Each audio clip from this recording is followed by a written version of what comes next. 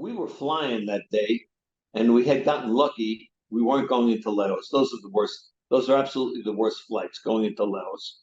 I had already been shot up uh, 2 times, and so we got lucky. We just delivering mail or whatever we were doing, picking up passengers, guys that had to go from here to there. I don't remember very well, but I do know that at one point we picked up this kid. He didn't even have name tags on his uniform. It was a black kid, and he was clearly Army because there was a policy in Vietnam that if a helicopter was going to from point A to point B, anybody on the ground that needed to go to point B, you took them. It was like an unofficial mode of transportation that worked very well. So we picked up this black kid, and we're flying around. Um, we're doing mail runs or something because I do remember there was some mail involved that day, as usual.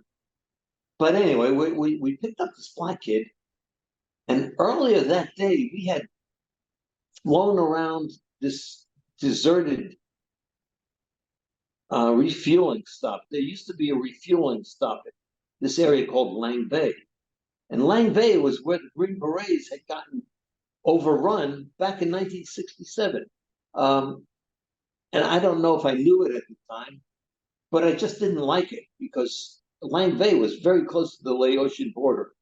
There was a river that you could see from the air, and perhaps even the ground, that was the actual border of Laos. It was not a good place to be. So we were flying around there, and I had no idea why. And the pilots made it clear that there was a fire extinguisher there that they wanted to trade for a case of steaks. They knew that they could somehow that they would get a case of steaks for that fire extinguisher from the mess sergeant or somebody. And as we were flying around there, I knew it was a bad idea. We're definitely below dead man's altitude. 50 to 1,000 feet is dead man's altitude, according to my understanding, if I remember correctly. Because ground fire can take you down from there. Yeah. Yeah. And here we are flying at 500 feet, maybe, going around in a circle over this area called Lang Vei. And I know that we're in one of the worst parts of Vietnam. These guys were so naive as to be incredibly stupid. But so then we flew away, and I felt better. And we go around doing our business. And later, somewhere along the line, we picked up the black guy that I'm telling you about, the black kid. Did he just kind of flag you down and say he needed a ride somewhere? We were landing somewhere. We were landing somewhere doing something, delivering mail or who knows what. I don't remember. But yeah, so he just hitched a ride with us, basically. I guess somebody said that. So yeah, that bird's going to so and so. Except we diverted. We didn't go to so and so, wherever it was. Those stupid pilots went back to that deserted refueling spot at Lang Vei. And I was to learn later that the reason it had been deserted is because it was bracketed by mortar rounds from the surrounding hills. They just kept dropping rockets and whatever they wanted to right down there on that man-made square. And there was a road along it too, if I recall correctly. There was a road along it. There was still, I think, there might have been some personnel further back at some kind of camp at Lang Vei or somewhere. I don't know. I don't remember. And I didn't know where every little base was in South Vietnam. I'm just flying, I'm just a gunner on a helicopter. I don't know this area at all. Because we're out of Quang Tri and Chu Lai, 200 miles to the east or 400 miles to the east. Anyway, but I digress.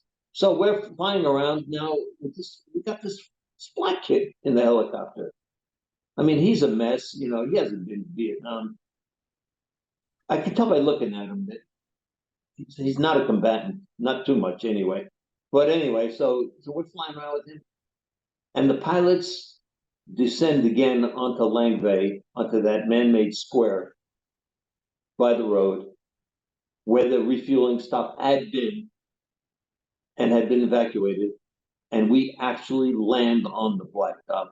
And I'm all might. senses are going crazy. This is a terrible idea. This is And absolutely the reason they're landing is because they want to trade a fire extinguisher for a box of steaks. that fire extinguisher. They want to get that fire extinguisher. Oh, they That's want to what get the fire extinguisher in exchange for a box of steaks. a case of steaks is what I heard, or what I thought I heard.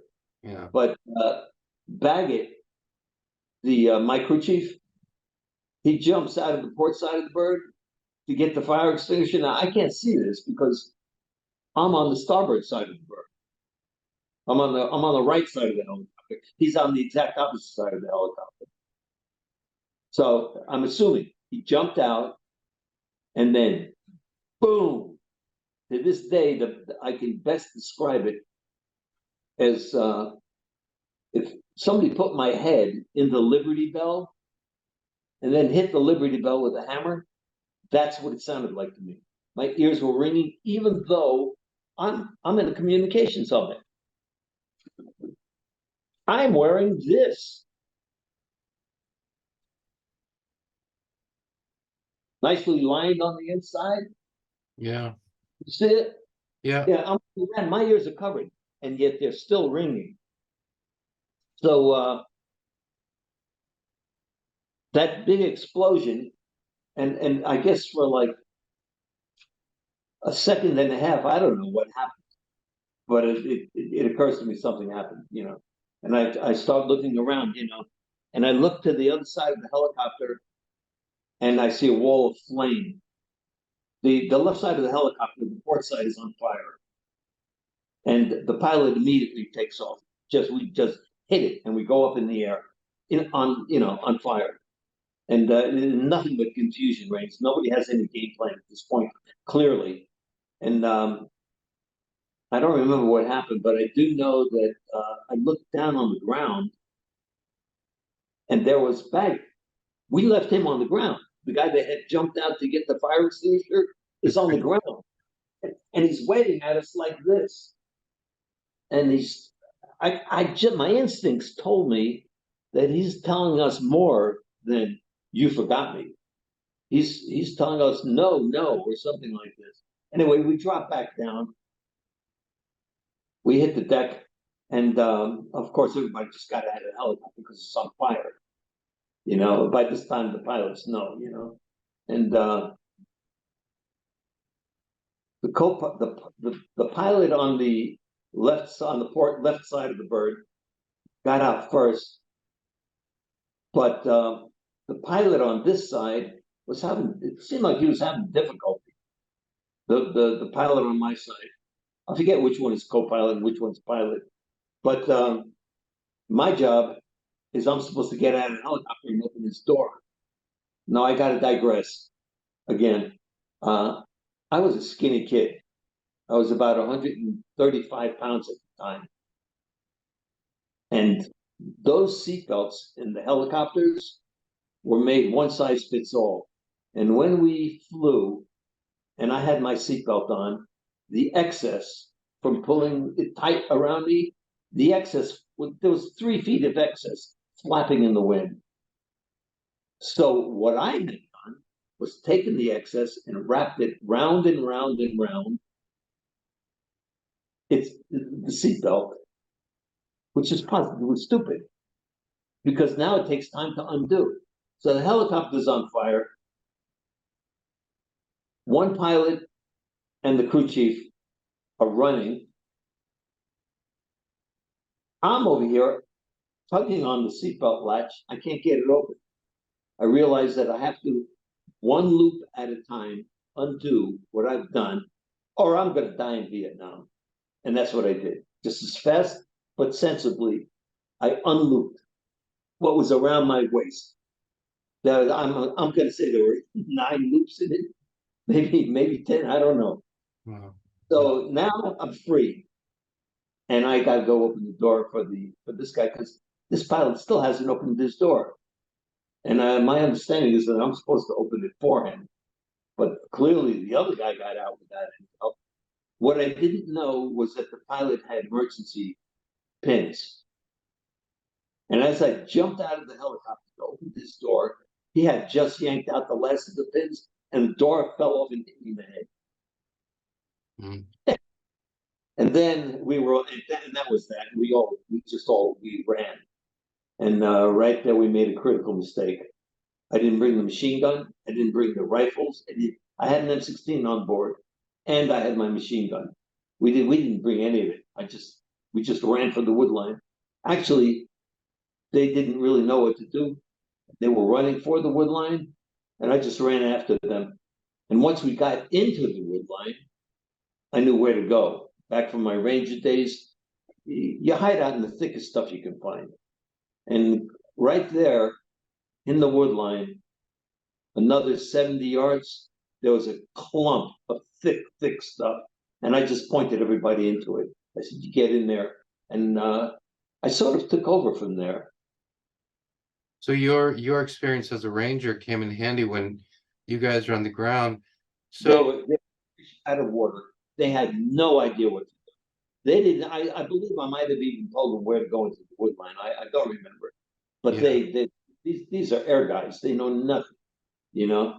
And I knew to get into that wood line as quickly as possible, and that was accomplished just by the fact that we were running. You know, I don't remember if anybody took charge or not, but we all ran into that wood line, and that's where I took charge. I got them into the thickest stuff I could find, and we sat there and watched the helicopter burning.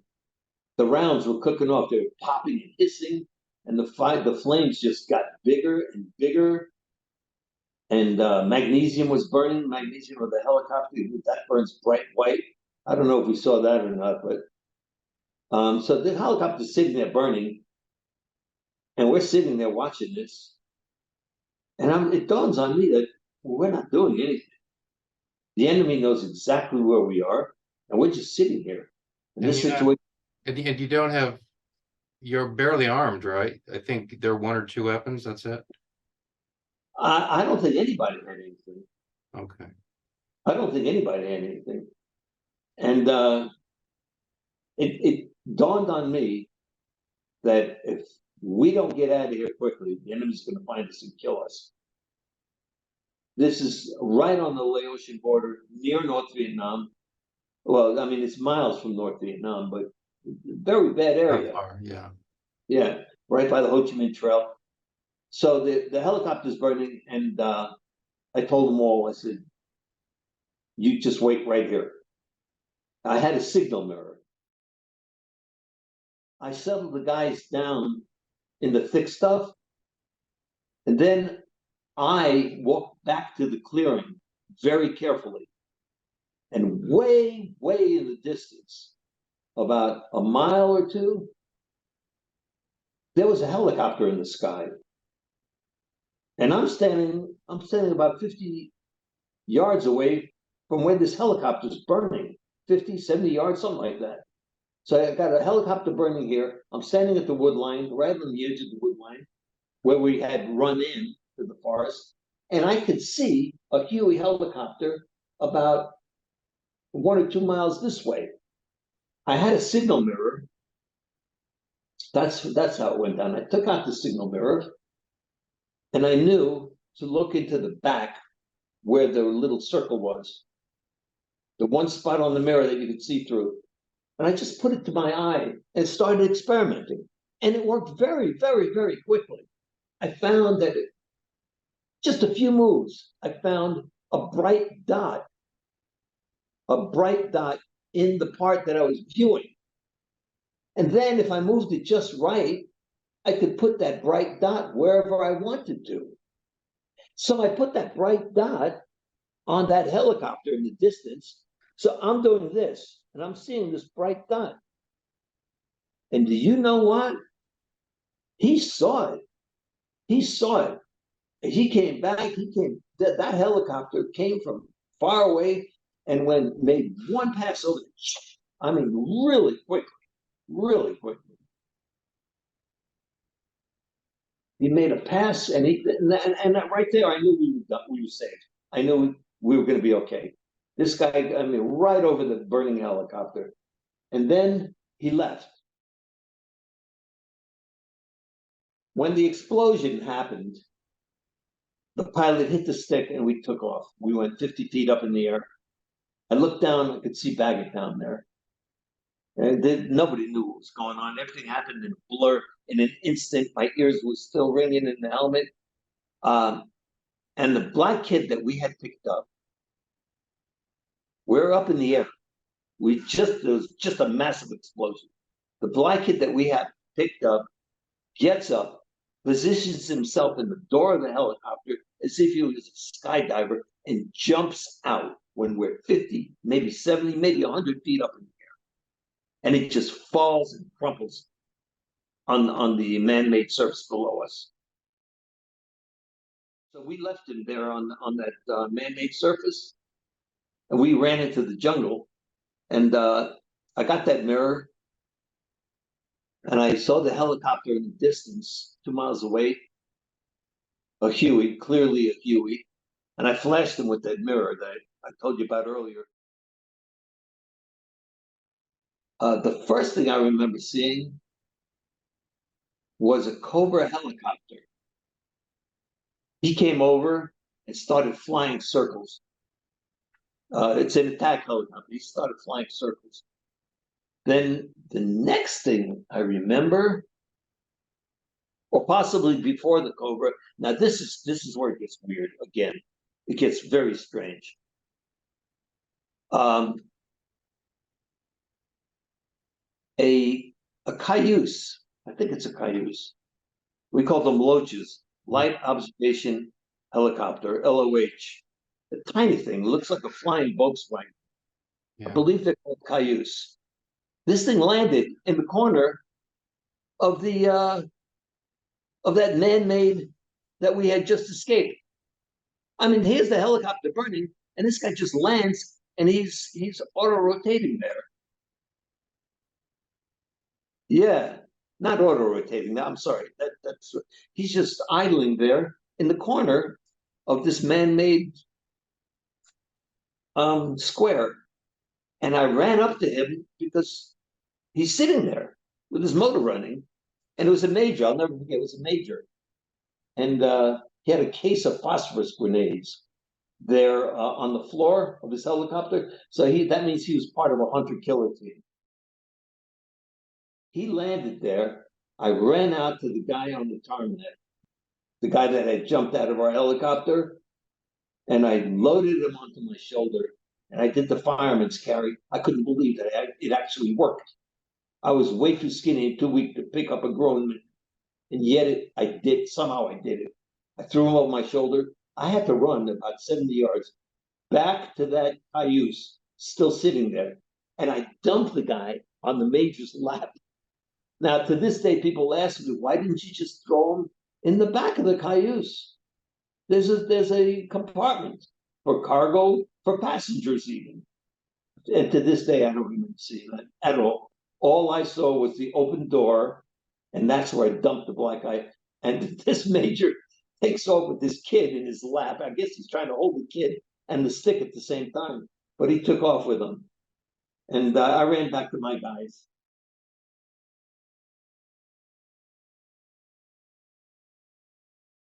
If I remember right, you're one of these Vietnam guys who you leave Vietnam, and if I remember correctly, within a matter of days, you're a civilian.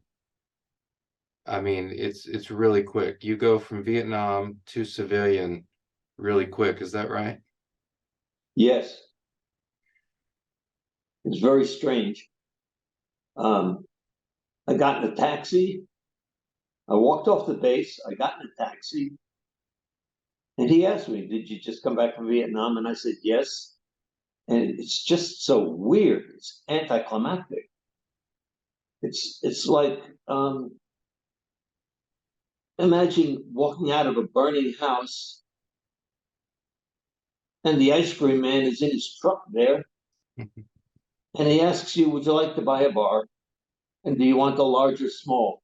It's incongruous. The two just don't belong together. And there I am. I walk right into a taxi and he asks me where I'm going. And the traffic on the street is all normal. Everything is normal, as if nothing had changed, because nothing had changed, except for me. I want to ask you about that. When, roughly, I'm not a specific day, but about when did you come back to the States? Or perhaps you do know a specific day, but I don't. Somewhere around June of 71. so you get through Lam Son 719, but when you are back in the States, that's not more than a few months behind you, you know, the wrapping up of that operation. And now you're back in the States, and as you say, nothing has changed. You've got this metaphor of you walk out of a burning house, and then 2 minutes later, a nice guy in an ice cream truck is asking you if you want large or small. And I think that you're right that you you felt just really out of place. And sometimes what I hear vets say is they, you know, after everything they experienced in Vietnam, is almost that what they were living with in Vietnam felt more real. It felt more normal or something than what they were experiencing now back in the States. Was that the case for you? Just this feeling of just being a fish out of water, being in a context that didn't make sense, given everything that you've been through in Vietnam recently?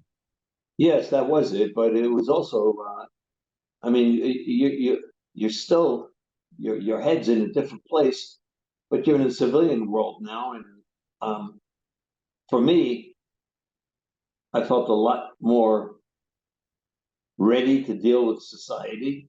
I had aged, I had matured, I had become somewhat of a tough guy, and I'm suddenly back in the real world, and I've got a new confidence with men. I'm not afraid I'll kick their ass if they give me a problem. And but it's all very strange. And you're walking down the street and people have weird shoes and weird hair, and it's just going from one dimension into another. It's just too much, too fast, and a little terrifying. Well, how much time did pass? So you're in uniform in Vietnam, you get on a plane, you land, I believe, in California. Well, Um, no, it happened a little bit faster than that. I'll tell you what happened. I'm still in the aviation unit, and I suddenly come down with a fever. right. They sent me to the evacuation hospital down the street. We were back in July by that point. We had just gotten back to July. I get this fever out of nowhere. I go to the hospital. The doctor says we had a guy here last week that had the same thing. He had a fungus around his heart. A piece of the fungus broke off, went to his heart. He had a heart attack and died. I don't want that to happen to you. Boom. He sends me. Oh, it was, yeah, the fever. So he sends me to Okinawa. In Okinawa, I'm there for 2 days by hospital, a plane. They took me to Okinawa. I'm there for 2 days. The fever's gone, and they discharged me right there on the spot. Next thing I know, I'm in Oakland. I think it was Oakland, San Francisco, Oakland. Yeah, Oakland. Yeah, I haven't slept. It was like wham bam, thank you, just like that. So from door gunner to civilian in what, 10 days, something like that? I didn't even have the wind down time of knowing that I'm short, only 20 days left. Only so I still had a month and a half to go. And all of a sudden, bang, and I'm out because of that fever. When you look back on that, does that just strike you as insane? That they're these guys are in Vietnam. Now, in your case, it's a little bit different because you have this fever. So first you make this little side trek to Okinawa, but you're not there long. It's not wind down time. And when you land in California, you're a civilian. And there's no time to wind down. There's no time to decompress. There's no time to debrief. You're just released into the civilian world as a guy who's just in combat not long before. It just seems crazy that happened. It is crazy, and it's a very weird feeling. And you can't get used to the fact that people are still just walking around as if nothing happened. And I say again, because nothing did happen for them. It's all in your head, where you've been, what you've seen, what you've done. And now you're back in Disneyland. I'll set up a scenario that all of your memories of Vietnam you're gonna lose. You know, which in some ways might be a good thing, but you're gonna lose all of your memories of Vietnam except one. You get to keep one. One memory you get to keep, all the rest have to go. So as you think about that, what's the one memory you would keep? Oh, there's no doubt about it. The kid I saved at Lang Vei. Instant answer for you. That was my crowning achievement. No good junkie saves the day. Saves the whole helicopter crew. Saves the kid on the tarmac. Yep. My ranger skills came in handy that day.